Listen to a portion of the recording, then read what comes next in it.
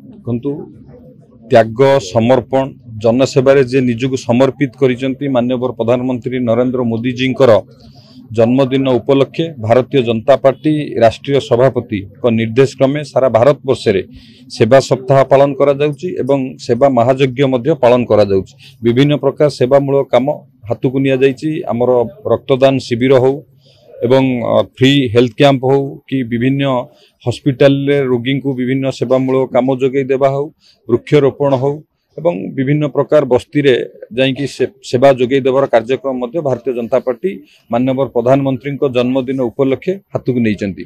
तो सही परिप्रेक्षी रे आज पारादीप निर्वाचन मंडली रे पारादीप ठारे ब्लड डोनेशन कैंप आयोजन करा जाइछि। एठी बहु युवक माने एठी आसी ब्लड आगे आछंती ब्लड दबा पई एवं प्रति वर्ष मध्य यह आयोजन करा जाय मोदी जी जन्म दिवस उपलक्षे। निश्चित भाव में जेतेबेले जणे मनीष ता जीवन सेतेबेले यथार्थ हुए जेतेबेले सी अन्यर साहाय्य आसे अन्यर उपकार आसे एवं ये रक्त ही मनीष जीवन सबुठारु मूल्यवान जिनस। जे रक्त देवे निश्चित भाव में अन्य कहा जीवन रे से नुआ संजीवनी मध्य ए रक्त ही आनी परिवो।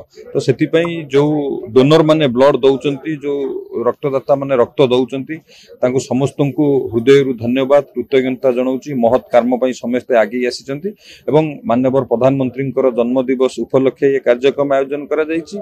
आम समस्त पारादीपवासी तरफ राज्यवासी तरफ महाप्रभु जगन्नाथ को निकट रे प्रार्थना महाप्रभु जगन्नाथ एमती सहाय हूँ।